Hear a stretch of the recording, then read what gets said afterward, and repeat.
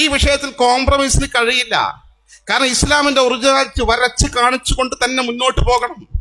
അവിടെ ആരെങ്കിലും വ്യത്യാസം വരുത്തുന്നുണ്ടെങ്കിൽ ആരായിരുന്നാലും ശരി, അവരുമായി അനുരഞ്ജനം സാധ്യമല്ല. ഈ 4 നൂറ്റാണ്ടുകൾക്കപ്പുറം അഷ്റഫുൽ ഖൽഖ് നബി മുത്ത് മുഹമ്മദ് മുസ്തഫ സ്വല്ലല്ലാഹു അലൈഹി വസല്ലം തങ്ങൾ ദീർഘദർശനം ചെയ്തിരുന്നു. സ്വാഭാവികമാണത്. പക്ഷെ അത് പ്രതിരോധിക്കേണ്ട ബാധ്യത നമുക്കുണ്ട്, ഉത്തരവാദിത്വം നമുക്കുണ്ട്. ഈ സമൂഹത്തെ നമ്മൾ വെറുതെ വിടുകയാണെങ്കിൽ എന്തായിരിക്കും സംഭവിക്കുക? മുജാഹിദ് പ്രസ്ഥാനം അതിന്റെ വഴിക്ക് പോകട്ടെ, ജമാഅത്തെ ഇസ്ലാമി അതിന്റെ വഴിക്ക് പോകട്ടെ, തബ്ലീഗ് ജമാഅത്ത് അവരുടെ പ്രവർത്തനങ്ങളുമായി പോകട്ടെ, വ്യാജസിദ്ധന്മാരും മറ്റും അവർ പ്രവർത്തിക്കട്ടെ. നമ്മൾ നമ്മുടെ റൂട്ടിൽ പോവുക, വിവാദങ്ങൾ ഉണ്ടാക്കാൻ പോകണ്ട, അവരെ എതിർക്കാൻ പോകേണ്ടതില്ല എന്നൊക്കെ പറഞ്ഞ് നമ്മൾ മൗനമായിരുന്നാൽ എന്തായിരിക്കും സംഭവിക്കുക? അപകടകരമായ അനന്തരഫലമായിരിക്കും ഉണ്ടാവുക.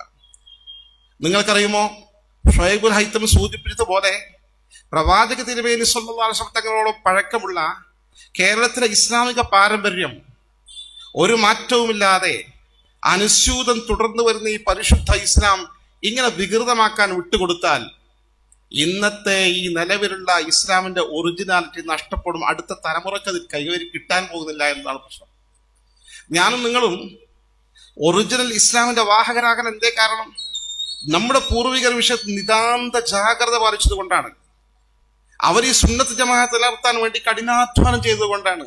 വിശദീകരിക്കേണ്ട സമയത്ത് വിശദീകരിച്ചുകൊണ്ടും, സംവാദം നടത്തേണ്ട സമയത്ത് സംവാദം നടത്തിക്കൊണ്ടും, പ്രഭാഷണം നടത്തേണ്ടത് പ്രഭാഷണം നടത്തിക്കൊണ്ടും, സമ്മേളനം ആവശ്യമുള്ള സമ്മേളനം നടത്തിക്കൊണ്ടും സുന്നത്ത് ജമാഅത്ത് എന്ന ഇസ്ലാമിന്റെ ഒറിജിനാലിറ്റിയെ കാത്തു സൂക്ഷിക്കാൻ വേണ്ടി കഠിന യത്നം നടത്തിയതിന്റെ അനന്തരഫലമാണ് ഞാനും നിങ്ങൾ ഈ സുന്നത്ത് ജമാഅത്തിന്റെ മാർഗത്തിൽ ഉറച്ചു നിൽക്കാൻ കാരണം.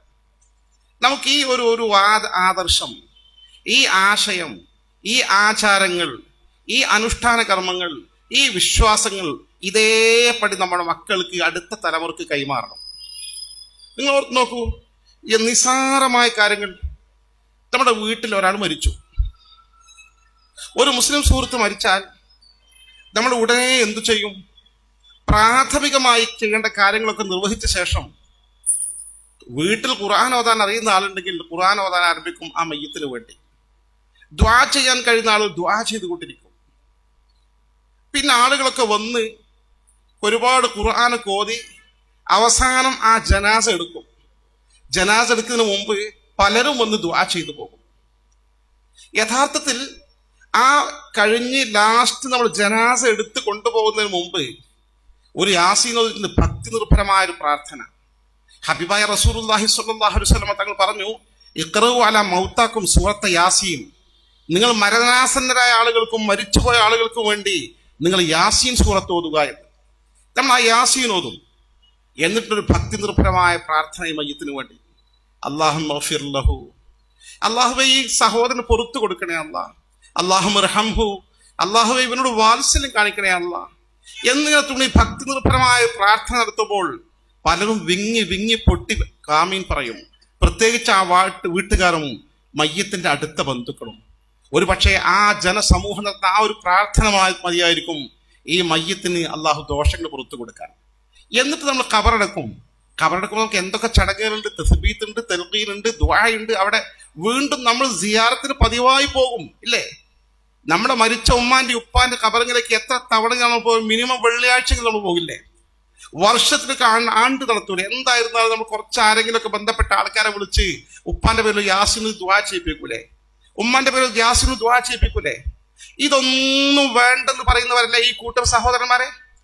ഒരു മരിച്ച വീട്ടിൽ നമ്മൾ ഇന്ന് ചെന്നാൽ സത്യത്തിൽ ഇവര് ജസ്റ്റ് ആ മയ്യത്ത് വരും, മയ്യത്തിനെ നോക്കും, കാണും, ഇങ്ങനെ ഇറങ്ങിപ്പോവും, കഴിഞ്ഞു.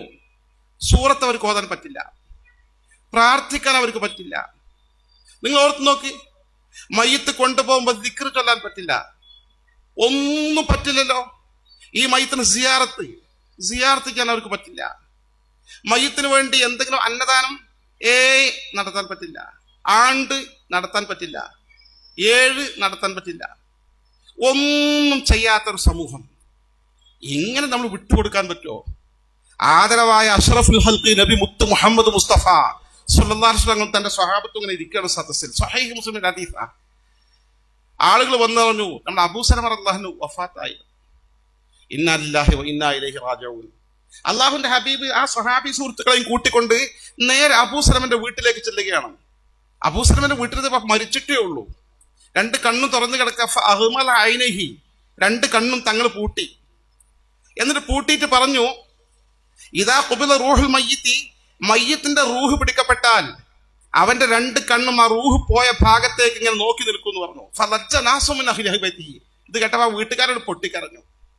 ആ വൈകാരികമായ സാഹചര്യം ഓർത്തപ്പോ അപ്പൊ തങ്ങൾ പറഞ്ഞു, ലാ തർഫഉ, അങ്ങനെ ശബ്ദം ഉയർത്താൻ പാടില്ല. നിങ്ങൾ മയ്യത്തിന് വേണ്ടി നല്ലത് പറയുക, നല്ല ദുആ നടത്തുക, അള്ളാന്റെ റസൂൽ ആജ്ഞാപിക്കണം. എന്നിട്ട് അള്ളാന്റെ റസൂൽ ആ മയ്യത്തിന് വേണ്ടി അബൂസലമ റളിയല്ലാഹു അൻഹു അവിടെ വെച്ച് പ്രാർത്ഥിക്കുക.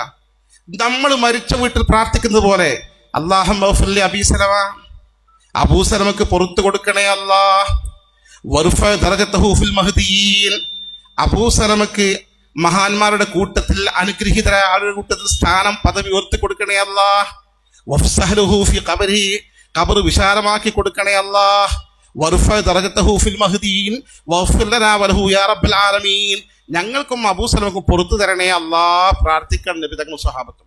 ഇത് സ്വഹീഹ് മുസ്ലിമിന്റെ ഹദീസാ. സ്വഹീഹ് മുസ്ലിമിൽ ദഈഫ ഹദീസില്ലല്ലോ, ദുർബലമായ ഹദീസില്ലല്ലോ. ഇത്ര കൃത്യമായി ഹദീസുകൾ ഓരോ കാര്യങ്ങളും മരണവുമായി ബന്ധപ്പെട്ട കാര്യങ്ങൾ കൃത്യമായി പഠിപ്പിക്കുന്നുണ്ട്, വ്യക്തമായി പഠിപ്പിക്കുന്നുണ്ട്.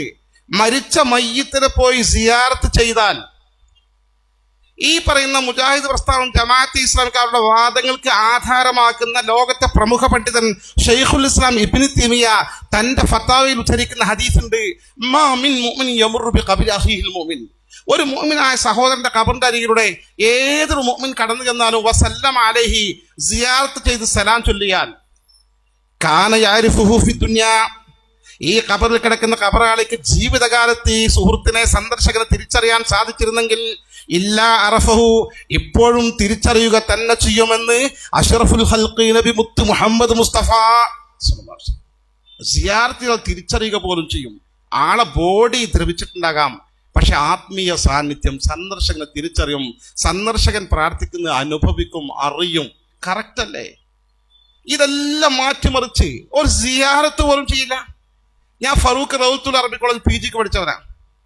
ഇന്നത്തെ ഫാറൂഖ് കോളേജിന്റെ വിശാലമായ ക്യാമ്പസ് ഉണ്ടല്ലോ, മുനമ്പം ഭൂമി വഖഫ് ചെയ്തു എന്ന് പറയുന്ന ആ ക്യാമ്പസിൽ, അതിന്റെ സ്ഥാപകൻ മൗലവി അബുസബാഹ് മൗലവിയാണ്.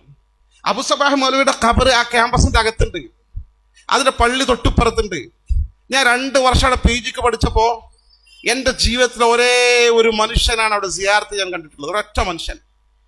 മൗലവിമാരുണ്ട്, അവിടുന്ന് നല്ല സാലറി UGC ശമ്പളം വാങ്ങി സുഖമായ ഖബറിന്റെ അരികിലൂടെ പള്ളിക്ക് 5 വക്തിന് വരുന്നവരുണ്ട്, ജുമാക്ക് വരുന്നവരുണ്ട്, എല്ലാ വിദ്യാർത്ഥികളും ഉണ്ട്. ഒരു സലാം, ജസ്റ്റ് ഒരു സിയാറത്ത് ഇല്ലേ ഇല്ല. ജീവിതത്തിൽ ഒരു അന്യ മനുഷ്യൻ മാത്രം, പുറത്തുള്ള ഒരു മനുഷ്യൻ ഞാൻ ക്യാമ്പസിൽ വന്ന് സിയാറത്തിന് കണ്ടു, ഒരു ടർക്കിയൊക്കെ തോളിലിട്ടിട്ട്.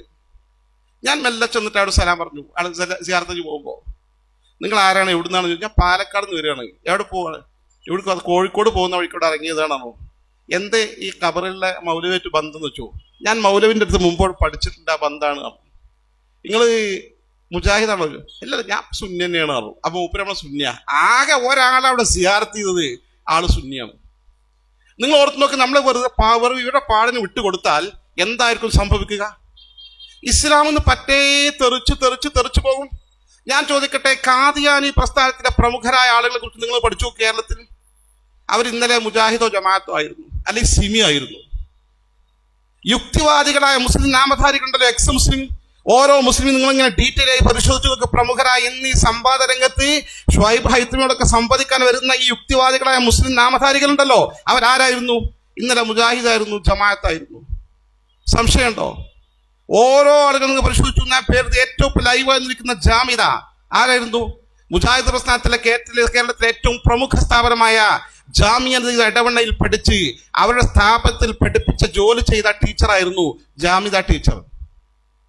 ഇത് ഗൗരവമുള്ള സത്യല്ല. ഇവർ ഇസ്ലാമിന് പോകുന്ന ഉറപ്പ് അള്ളാന്റെ റസൂൽ പറഞ്ഞ സ്വഹീഹുൽ ബുഖാരിയുടെ ഹദീസാണ്. അവർ ക്രമാനുഗതമായി ദീൻ തെറിച്ചു പോകും. എങ്ങനെ തെറിച്ചു പോകും?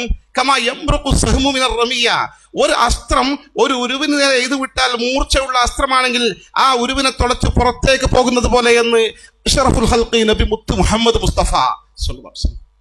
ഇത് ഗൗരവമുള്ള വിഷയ. അതാണ് ഈ വിഷയത്തിൽ നമ്മൾ നിങ്ങൾ മൗനം പാലിക്കണം എന്ന് പറഞ്ഞാൽ മൗനം പാലിക്കാത്തത്. ഈ വിഷയത്തിൽ കോംപ്രമൈസിന് കഴിയില്ല. കാരണം ഇസ്ലാമിന്റെ ഒറിജിനാലിറ്റി വരച്ച് കാണിച്ചുകൊണ്ട് തന്നെ മുന്നോട്ട് പോകണം. അവിടെ ആരെങ്കിലും വ്യത്യാസം വരുത്തുന്നുണ്ടെങ്കിൽ ആരായിരുന്നാലും ശരി, അവരുമായി അനുരഞ്ജനം സാധ്യമല്ല. ഈ മാർഗത്തിൽ നമ്മൾ ഉറച്ചു നിന്നാൽ പോരാ, ഇത് മാത്രമാണ് ശരിയെന്ന് ജനസമൂഹത്തെ ബോധ്യപ്പെടുത്തിക്കൊണ്ടിരിക്കണം. ഗൗരവ